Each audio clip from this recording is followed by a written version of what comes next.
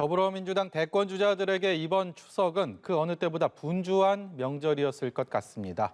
오는 25일과 26일 호남에서 열리는 지역 순회 경선을 앞두고 있는 민주당 이낙연 경선 후보, 오늘 스튜디오에서 직접 만나보도록 하겠습니다. 안녕하세요. 네, 안녕하세요. 대선 앞두고 있는 마지막 추석 연휴 저물어 가고 있습니다. 추석다운 추석 보냈는지 궁금한데요. 사실 어느 정도 답변이 예상은 됩니다만 어떻습니까? 전혀 추석을 못 느끼고요.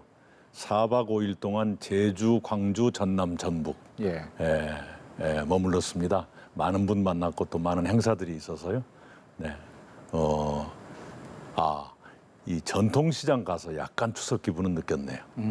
그런 식으로. 제가 차례를 지낸 건 아니지만. 그래도 가족들과 함께 뭐 이렇게 할 수 있는 추석은 아니었네요. 네, 전혀 그런 건 못했고요. 특히 이제 저희 아이들 못 본 것이 좀 아쉽네요. 예. 그만큼 이제 호남 경선이 이번 주말 코앞으로 다가왔고 정말 중요한데 특히 이낙연 후보에게는 더더욱 중요할 것 같습니다. 이낙연 후보에게 호남 경선은 어떤 의미입니까? 네, 우선 다른 후보들께도 공통되게 호남은 중요하죠. 왜냐하면 선거인의 규모가 워낙 크기 때문에 권리당원도 숫자가 많고 또 선거인단 규모도 큽니다. 그리고 수도권에 미치는 영향도 있기 때문에 모두에게 중요하겠지만 특히 저로서는 이전까지 있었던 초반전에 성적이 부진한 것을 만회해야 되는 기회가 바로 호남이기 때문에 특별히 저에게는 마음이 쓰이는 곳입니다.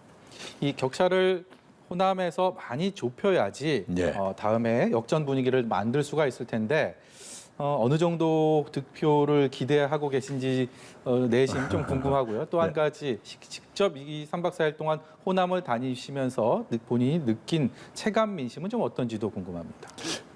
우선은 이겨야죠. 이기는데 숫자로 말씀드리기에는 제가 도리가 아닌 것 같고 최대한 많이 이겨야 되겠죠. 호남 민심은 많이 따뜻한 것 같아요. 저에 대해서. 그리고 여러 여론조사 지표상으로도 그렇게 나타나고 있습니다. 8 내지 9% 정도 제가 앞서는 것으로 나오고 있으니까요. 그것을 어떻게 더 실제 표로 연결할 것인가, 또 실제는 여론조사보다 더 많은 격차가 났으면 좋겠는데 욕심대로 될지 기대는 하고 있습니다. 많은 전문가들이 호남은 될 사람을 밀어준다 이런 얘기 많이 하더라고요. 지금 호남 유권자들에게 이낙연 후보는 될 사람으로 인식이 될까요? 어떻습니까? 2002년 대선 때는 대세론을 무너뜨린 곳이 바로 호남이었죠. 그 당시에는 이인재 후보가 될 사람이었는데 그러나 호남인들은 돼야 할 사람으로 노무현 후보를 꼽았고 바로 광주에서 그 돌풍을 일으켰습니다. 그런 점에서 이번에 호남인들은 좀 더 심각한 고민을 하고 뭔가 결단을 보여주시리라 기대를 합니다. 이 민주당 경선판을 이대로 밋밋하게 끌고 가지 않고 뭔가 새로운 감동을 불러일으켰다, 키겠다 하는 결심을 호남에서 하고 계시지 않는가 하고 생각합니다. 익히 잘 알려진 것처럼 이낙연 후보는 호남 출생이시고요. 그리고 전남지사를 역임하셨습니다. 이 지역적인 인연을 차치하고 호남 유권자들이 이낙연 후보를 선택해야 할 여타 후보와 비교했을 때 비교 우위에 있는 매력은 스스로는 뭐가 있다고 생각하십니까? 우선은 본선에서 이겨야 합니다. 호남인들, 특히 민주당 지지자들은 내년에 대선에서 다시 한번 민주당이 국민의 신임을 얻어서 민주정부가 이어가기를 바라고 계시리라 생각합니다. 그렇게 하려면 본선에서 이겨야 하고 본선에서 이기려면 본선에서 이길 후보를 내놔야 되는데 제가 그런 기준에 가깝다 이렇게 말씀을 드릴 수 있겠습니다. 왜 그렇게 생각하느냐 그러면 지금부터 내년 본선까지 5개월 이상이 남아 있습니다. 5개월이면 무슨 일이 벌어질지 모르는 기간인데 이제까지의 예고편 검증 밖에 없습니다만은 그러나 좀 더 안심되고 어떠한 검증에도 쓰러지지 않을 후보가 저 이낙연이다 라는 점은 호남인들도 인식하고 계시리라 생각합니다. 그리고 우리 대한민국이 이미 선진국 문턱을 넘어섰습니다. 선진국 문턱을 넘어서면 국내적으로도 선진국다운 그런 과제가 생기는 것이고 국제적으로도 선진국다운 대접을 받아야 합니다. 그러려면 지도자가 그에 걸맞는 지도자여야 하고요. 그것에 그런 기준에 제가 더 가깝다. 이런 말씀을 호남인들께 드리고 싶습니다. 혹시 준비하고 있는 소개하고 싶은 호남 맞춤형 공약도 있습니까? 예, 호남의 공통되는 공약은 제가 당 대표할 때 발표한 바가 있습니다. 광주 전남북 민주당 국회의원 전원과 함께 발표한 것이 바로 호남권 초광역 에너지 경제 공동체. 이름이 좀 깁니다만 예. 호남 전체가 재생에너지 시대에 대한민국의 에너지 허브로 역할을 하자, 그런 취지입니다. 그게 가능한 것은 새만금과 신안에 국내 최대의 재생에너지 생산 역량을 갖추게 되고요. 그리고 한국전력과 에너지공과대학이 광주 전남 혁신도시에 들어서서 한국전력을 재생에너지 플랫폼 기업으로 키우고, 에너지공과대학이 내년 3월에 개교합니다마는 거기에서 우수 인재를 키워서 산학연이 함께 에너지를 관리하고 에너지의 모든 과정을 끌고 갈 수 있는 그런 여건이 돼 있습니다. 그리고 제가 지사 때 시작했던 것이 에너지밸리의 조성이었습니다. 혁신도시 한국전력 주변에 에너지 기업을 유치하자라는 것인데, 지사 시절에 310개 기업을 유치했는데 엊그저께 알아보니까 이제 503개 기업으로 늘어났더라고요. 한 업종에 500개 넘는 기업이 모여 있는 것은 아마도 대한민국에서 거기가 유일할 거예요.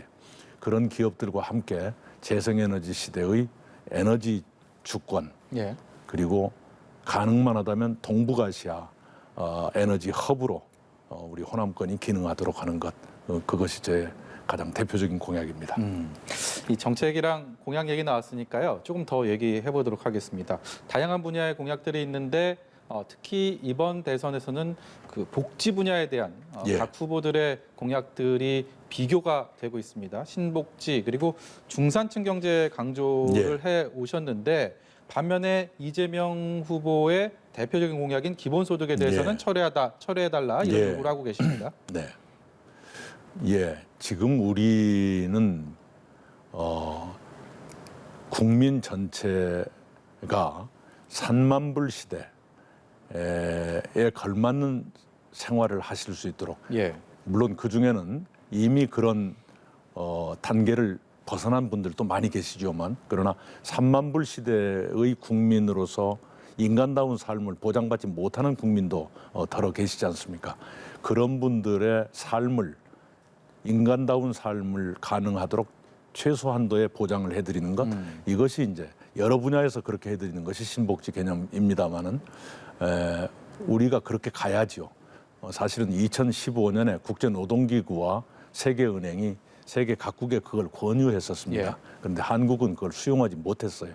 당시에 이른바 국정농단 상황에 있어서 그랬고, 그 뒤로는 코로나 때문에 못했을 겁니다만은 이제라도 해야죠. 이미 유럽 선진국들, OECD, EU, 동남아 몇 개국과 일본도 전부 그걸 수용을 했는데 한국이 수용을 못했습니다. 한국은 충분히 그걸 수용하고도 남을 만한 역량이 있는 것인데도, 그러나 늦었지만 이제라도 해야 된다라는 점에서 필요하다고 생각하고요. 그리고 기본소득은 부자건 가난한 사람이건 이 일을 하건 않건 똑같이 나눠주자는 것인데, 그것이 우리 김동연 전 경제부총리가 말씀하셨던 것처럼 부자에게는 필요 없는 돈이 가고 가난한 사람에게는 부족한 돈이 가고 국가적으로는 너무 많은 돈이 들고, 그래서 그 누구에게도 만족스럽지 못한 그런 제도거든요. 그래서 그것은 우리가 지향하는 보편적 복지, 선진 복지 국가로 가는 길에 방해가 된다. 그런 점에서 철회돼야 한다고 생각을 하고요. 신복지로 가는 것이 옳고, 그리고 문재인 대통령께서도 시대 정신이 바로 그것이다라는 말씀을 하신 적이 있어요. 그런 점에서 많은 국민들께서 동의하시리라 믿습니다. 신복지 말고 혹시 또 이낙연표 정책 다른 것 소개해 주시고 싶은 게 있으신가요? 아까 중산층 경제는 우리 국민의 70%를 중산층으로 만들자는 것입니다. 지금은 57% 정도입니다. 10년 전에 65%였는데 중산층이 굉장히 얇아졌어요. 그건 위험합니다. 그래서 중산층을 더 두텁게 만드는 것, 그렇게 함으로써 불평등을 완화하고 우리 사회가 위기에 강하게 되는, 그렇게 되려면 중산층이 튼튼해져야 합니다. 그렇게 하고 이제 신복지의 구체적인 내용 중에 굉장히 그게 광범하기 때문에 한두 가지만 소개해드리자면 저출생 극복 정책으로 최근에 제가 발표한 것이 0세부터 만 5세 초등학교 입학할 때까지 아이 한 사람당 한 달에 100만 원씩 양육비를 지원하겠다 네. 하는 파격적인 제안을 제가 했어요. 예, 그렇게 하면 이제까지는 지방자치단체가 출생할 때 지원해주는 그런 제도인데 사실 부모님들은 양육할 때의 부담이 더 크거든요. 그래서 그런 방식으로 하고 돌봄을 국가가 책임지게 하면 우리 여성들의 경력 단절도 없앨 수 있고 또 아이를 키우기 위해서 부모 중에 한 분이 직장을 그만두는 데서 오게 네. 되는 가정경제의 타격 그것도 없앨 수 있거든요. 그런 쪽으로 가고자 하는 것이 제 생각입니다. 이번 추석 밥상머리 정치 분야 화제 무엇이 있을까 여러 얘기 있었지만 결과적으로 추석 연휴 끝나는 이 시점에서 생각해 보면 단연 그 대장동 개발 의혹이 예. 아니었나 그 얘기 많이들 하더라고요.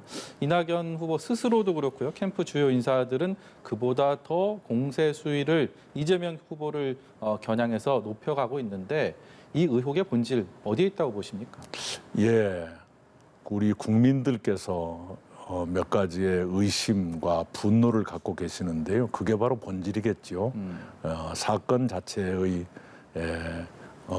몇 가지 단계가 있을 텐데 그것은 제가 말을 아끼겠습니다. 네, 말을 아끼겠고 아까 앵커께서 공세 수위를 높인다 그러는데 사실은 저희들은 극도로 자제하고 있고요. 같은 당의 동료이기 때문에 단지 그것이 국민들의 의심이나 분노를 해소하지 않고는 당에도 부담이 되고 관련 후보에게도 짐이 될 것이기 때문에 그런 짐은 빨리 벗는 것이 좋겠다. 그것이 본선을 위해서 더 필요하겠다 하는 생각은 가지고 있습니다. 경쟁을 펼치고 있는 후보에 대한 것보다는 본선에서 민주당에 패가 되지 않기 위해서 하는 조치다. 그런 네, 그럼요. 언행이다. 네, 그리고 다른 후보들께서도 당을 아끼는 마음으로 이 문제에 임하고 있다고 봅니다만은 저희들도 마찬가지입니다. 이재명 후보는 그런데 뭐 사과해라, 그다음에 유감을 표명해달라 이런 요구를 하고 있습니다. 그것은 이상하지요. 네, 저희들은 사실관계를 확인하기 위해서 몇 가지 토론 때 물어봤을 뿐인데 예. 질문했다고 사과하라 그러면 그건 안 되지요. 네, 이 이재명 후보 국민들한테 설명하시면 되는 것이죠. 예, 뭐 이 해명하다가요 수박이라는 또 표현을 써서 어제 오늘 굉장히 논란이 됐습니다. 이게 겉과 속이 다른 그런 사람이라는 표현이다라고 좀 이걸 덮으려는 그런 네. 모양새도 취하고 있는데요. 이 사안은 어떻게 보셨습니까? 그게 호남 비하의 언어다라고 지적되고 있지요. 그런데 그게 아니다라고 말씀을 하고 있던데요. 그렇죠. 예. 네. 그러나 그럴 때는 그걸 받는 사람이 어떻게 느끼는가 하는 걸 중심으로 판단할 거예요. 그런 것을 감수성이라고 말하지요. 호남인들이 싫어하는 말이라면 일부러 안 쓰시는 것이 도리가 아닌가고 생각합니다. 그래서 쓰지 말아달라는 얘기를 했을 텐데 또 그걸 굳이 썼더라고요. 그것은 좀 감수성의 결핍이 아닌가 하고 생각합니다. 야당에서는 오늘 김기현 원내대표도 특검 요구하고 네. 그리고 국정감사에 증인 출석 요구까지 하겠다라는 입장을 피력을 했는데 여기에 대한 실현 가능성, 정당성은 어느 정도 있다고 보십니까? 예, 특검이나 국정조사로 가면 굉장히 정략적 공방으로 흐를 가능성이 높지요. 그런데 이 문제는 사실의 규명 그리고 국민들께 이 궁금하고 예. 또 분노하시는 것을 해소해 드리는 것이 더 급하기 때문에 지금 경찰이 수사하고 있죠. 그 수사가 좀 더 속도를 내서 빨리 이루어져서 국민적인 의심이 빨리 해소되길 바랍니다. 예. 주제 넘겨보겠습니다. 함께 경쟁을 펼치던 정세균 후보, 전 후보가 사퇴를 했고요. 그래서 득표율에도 조금 변동이 있었습니다. 아무래도 분모값이 달라지다 보니까 이 득표율이 다 올라가긴 했는데 이재명 후보 같은 경우는 선두를 달리고 있었고 과반을 좀 넘는 상황에서 그 늘어난 수치가 좀 문제가 있다라고 문제 제기를 하는 분들도 있는 것 같습니다. 여기에 대한 견해는 어떻습니까? 예, 유불리를 떠나서요. 투표자들은 주권자입니다. 말하자면. 근데 주권자를 제대로 모셔야 하는데 지금 이루어지고 있는 것은 투표자들을 제대로 못 모시는 것이다라고 생각을 해요.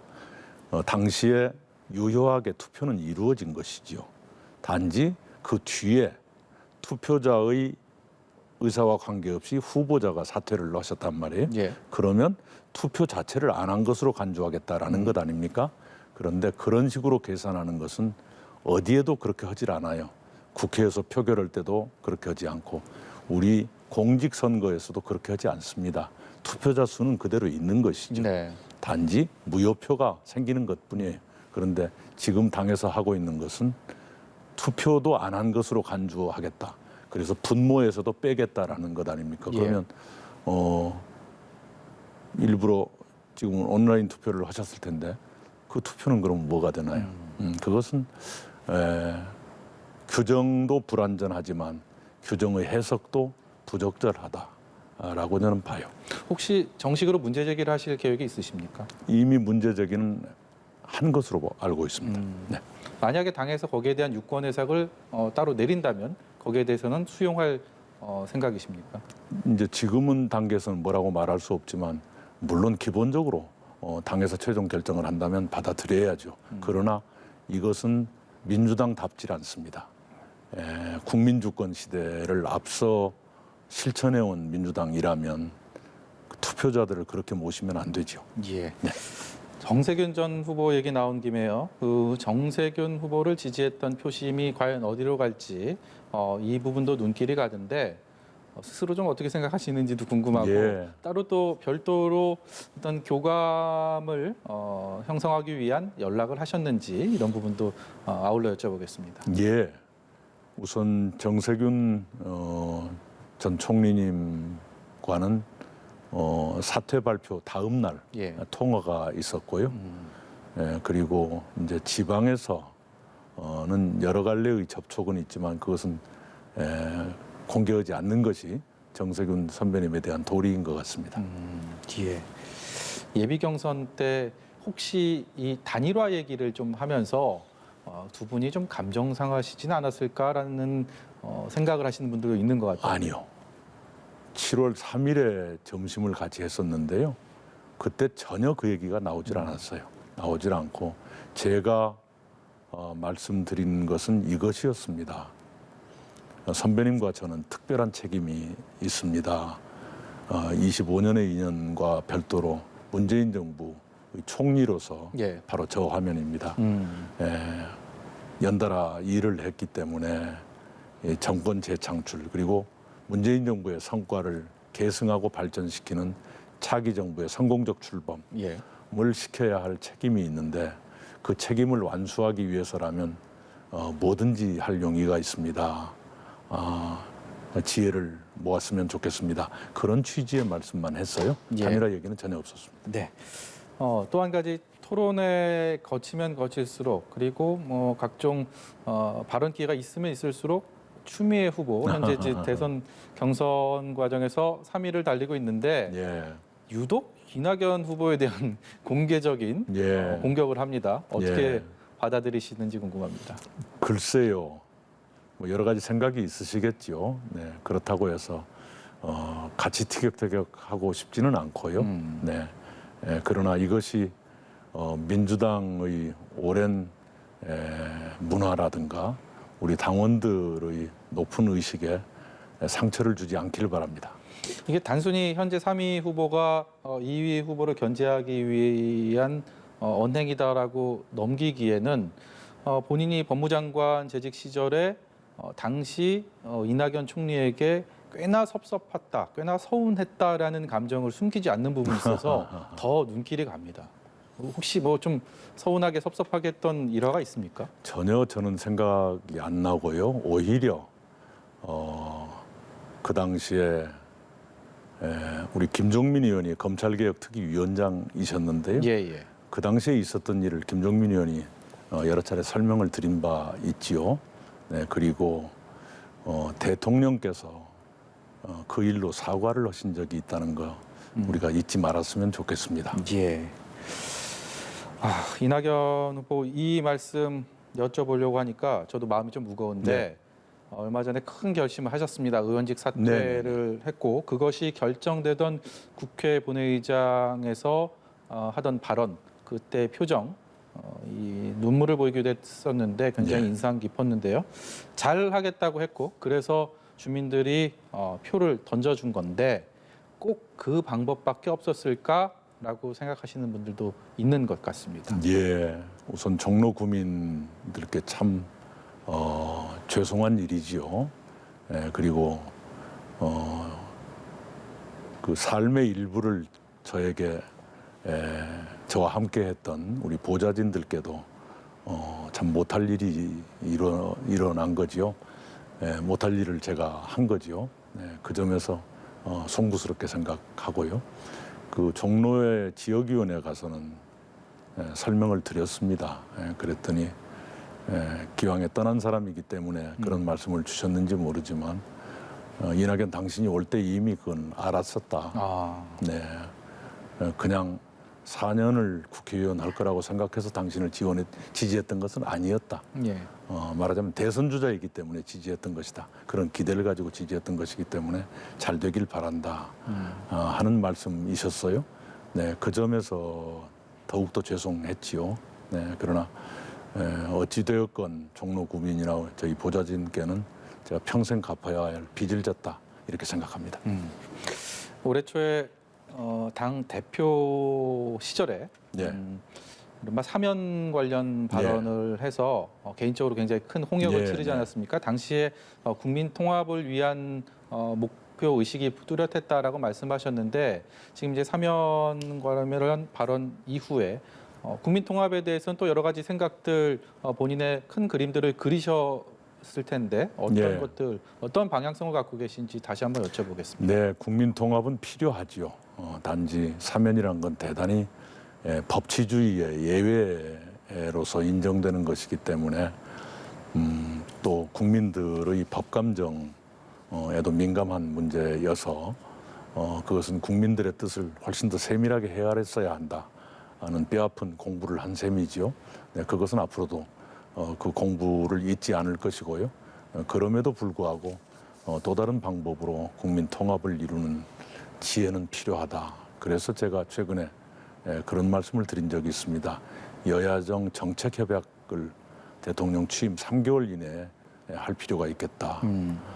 그래서 당장 가능한 것은 공통 공약부터 실행한 그런 로드맵을 만들자. 그런 말씀을 했어요. 그런데 실제로 제가 문재인 정부 초기에 총리를 하면서 보니까 다들 공약을 해놓고도 그걸 실행하려고 그러면 또 야단치는 게 있거든요. 예. 네. 예를 들면 최저임금 10,000원으로 올리자는 것이 5명의 주요 후보 가운데 3명이 2020년까지 올리겠다는 것이고 2분은 2022년까지 올리겠다는 공약이었는데 예. 지금은 2022년 10,000원은 이미 물 건너간 상태이거든요.